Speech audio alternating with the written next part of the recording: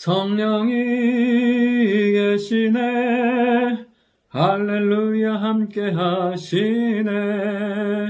좁은 길을 걸으며 밤낮 기뻐하는 것 주의 영이 함께함이라. 아멘. 하나님 말씀 마가복음 9장 2절부터 10절까지의 말씀입니다.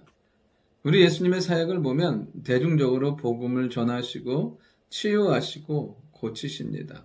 그리고 동시에 제자들을 세우셔서 그들을 양육하시고 훈련하시는 것을 보게 됩니다. 주의 크고 아름다운 복음의 역사가 일어남과 동시에 그 일들을 감당할 수 있는 사람들을 세워가신 것들을 보게 됩니다. 우리 자신도 하나님의 말씀과 성령으로 그리스도의 사람, 하나님의 사람으로 세워져서 하나님의 영광스러운 사명을 감당할 뿐 아니라 주의 자랑과 기쁨이 되고 이 땅의 빛으로 소금으로 드러나는 우리가 될 수 있기를 원합니다. 이렇게 주님이 제자를 양육하시는 방법은 무엇이냐면 첫 번째는 보여주시고 깨닫게 하신다는 것입니다.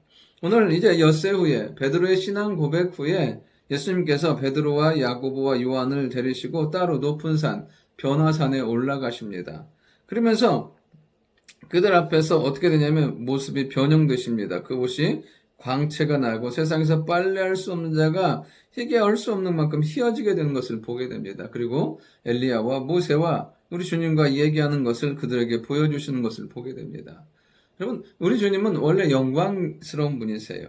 그리고 엘리야가 모세가 범접할 수 없는 하나님의 권능과 영광을 가지신 분이십니다. 그런데 그것을 어디에서요? 산에서 베드로, 야고보, 요한 따로 세우셔서 그들에게 보여주십니다. 하나님의 영광과 하나님의 임재하심을 그들에게 보여주시는 것을 보게 됩니다. 놀라운 건 뭐냐면 주님은 이 세 명 베드로, 야고보, 요한을 계속 따로 양육하시는 것을 보게 됩니다. 야이로의 딸이 죽었을 때도 그들을 데려가시고 겟세마네에서 마지막 기도하실 때에도 그 셋에게 따로 기도를 부탁하시는 것을 보게 됩니다. 여러분, 정말 중요한 건 뭐냐면 말씀을 받고 깨달으면 그 깨달은 만큼 능력 가운데 은혜 가운데 살게 된다는 사실이에요. 우리의 삶이 자꾸만 변하지 아니하고 자꾸만 다람쥐 쳇바퀴 도는 것 같은 삶과 신앙이라면 결국에는 무엇이냐면 우리 가운데 임하시는 그 하나님의 은혜가 필요하다는 거예요.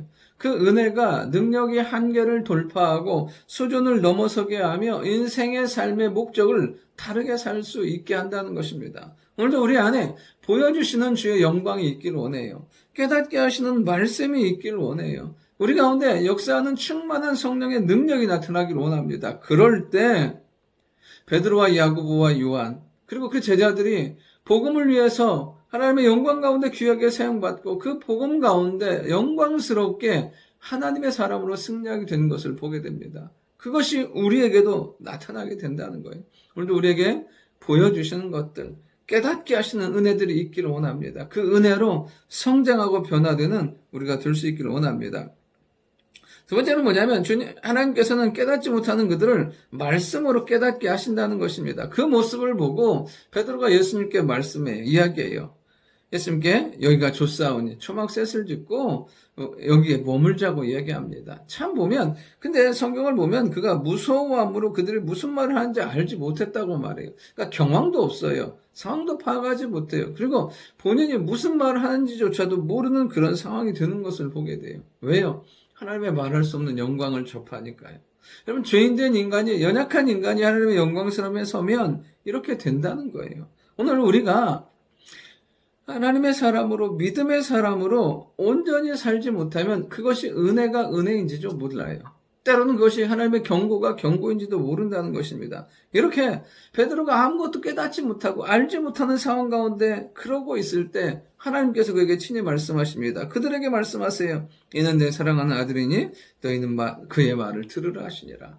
그러니까 이 온전한 영적인 비밀, 온전한 구원의 역사는 예수 그리스도의 말씀을 통해서 알게 되고 깨닫게 되고 그렇게 살게 되는 것을 하나님의 말씀으로 알게 하시는 것을 보게 됩니다. 여러분, 깨닫지 못하는 것, 미련한 것, 여러분, 그거는 수준의 차이가 아니에요. 우리가 노력한다고 되는 게 아니에요. 그건 무엇이냐면 하나님께서 주셔야 되는 거예요. 말씀으로 그렇게 깨닫게 하셔야 되는 거예요. 하나님께서 알게 하시고 깨닫게 하심으로 그들이 믿고 따르는 그 예수님이 누군지를 알게 해주시는 것을 보게 됩니다. 어쩌면 같은 이야기예요. 깨닫게 하시고 보여주시고 그 다음에 말씀으로 깨닫게 하실 때 온전한 영적인 바른 눈, 바른 시각, 바른 기준, 삶의 목적을 가지게 되는 것을 보게 돼요. 오늘도 우리 안에 하나님께서요 깨닫게 하시는 은혜가 있기를 원해요. 말씀으로. 하나님의 말씀으로 우리의 삶이 정리되기를 원해요. 하나님의 말씀으로 우리가 힘있게 나아가는 축복의 삶이 될 수 있기를 원합니다. 마지막 세 번째는 뭐냐면 9절부터의 내용에 보면 예수님께서 그들에게 이 모든 것들 가운데 이야기하지 말라고 하는데 10절에 보면 서로 문의하면서 죽은 자 가운데 살아나는 것이 무엇일까? 그러니까 예수님이 죽은 자 가운데서 살아나는 것에 대해서 이야기할 때 그들은 알지도 못하고 깨닫지 못해요. 도대체 이해할 수 없는 거죠. 근데 이것이 언제요? 성령의 역사로 인해서 온전히 깨달아지고 변화되는 것을 보게 돼요. 여러분, 우리 안에 온전히 깨닫지 못하고 온전히 살지 못하는 부분들이 있을 수 있어요. 한계는 정말 명확하죠. 매일의 삶이 넘어지고 깨어짐의 연속이니까. 그런데 그 삶에서 일어날 수 있는 힘은 무엇이냐면 하나님의 성령이에요.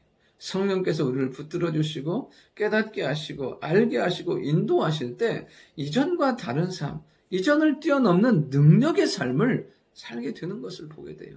오늘도 우리 안에 이렇게 주께서 보여주시는 것들이 있기를 원하고 말씀으로 깨닫기를 원하고 그 위에 성령의 충만함과 임재로 말미암아 온전히 우리가 하나님의 사람으로 살 뿐 아니라 믿음의 사람으로 승리하는 축복의 삶이 될 수 있기를 원합니다.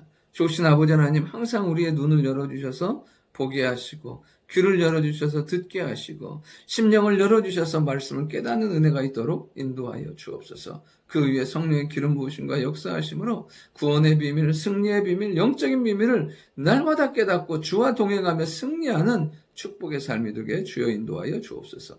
예수님의 이름으로 기도드립니다. 아멘.